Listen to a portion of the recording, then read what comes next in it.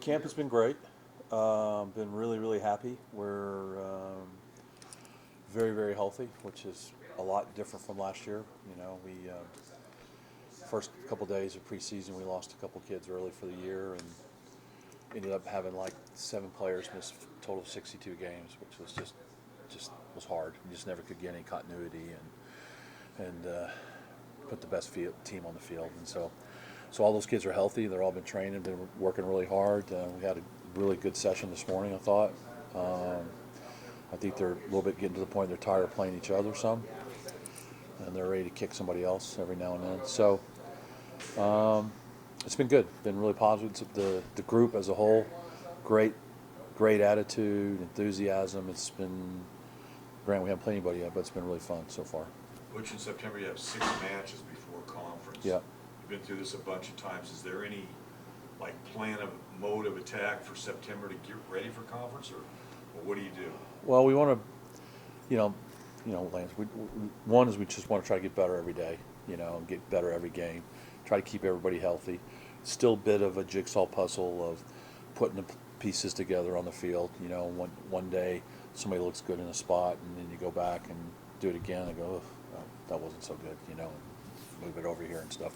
So just try to really figure out, get the best team on the field ready for conference, and that's you learn that through playing games and competitions, stuff like that, and seeing them in stressful situations and in hostile environments and all those famous words.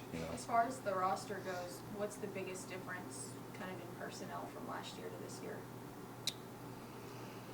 The biggest difference is one is we're healthy. 2 is the group as a whole is very much more galvanized, I think. The upper senior, junior leadership has done a much better job of pulling this group together. I think we have a nice mixture of senior, junior, sophomore, freshmen, and so I think that's been beneficial as well. We've got some sophomores and freshmen that are pushing for playing time, and they're pushing those upperclassmen. That nothing's going to be given to them, and they got to continue to maintain a high level of standards and performance to keep those spots. So I think the other thing is we're deep. We have a deep roster this year, and we're pretty athletic. We're pretty fast going forward, and which is something that I can't coach. I mean, it's mom and dad did all that, and but we're really quick going forward. So that's good, really positive. Long road trip to Wichita this week, take on Newman. What do you know about Newman? Well, we know, actually was on the phone with one of the coaches that they played in preseason. They're kind of rebuild. They have some new kids there. They said that they were very disciplined, very athletic, played kind of what we would call in a high press, just kind of like basketball, press you and stuff like that up the court or up the field, and said they worked really hard. So I'm anticipating a bit of a dogfight, and because the coach there now, Newman, used to be at UTBB, so he's familiar with us and playing us and things like that, and he's recruited a pretty good job. He's got a few Texas kids and stuff that he's pulled out of there, so because of his contact. So it'll be strange, but it won't be strange, if that makes any sense, in terms of it'll be some familiarity from old teams, I think. Who specifically is leading you guys, these upperclassmen? Well, Don Murphy, who's a graduate student, he's done a great job with the group. Scalford has done a great job. He was one of our kids that got hurt the first day of preseason, and he's been fantastic.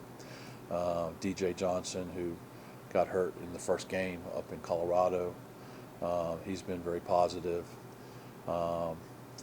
So those 3 have been kind of the group that's kind of pulled the group together and have done a good job of leading the group, and they've done it in not just off the field, but they've done it on the field with their performance and their work ethic, and I think that's one thing we preach all the time is your best players need to be your hardest workers.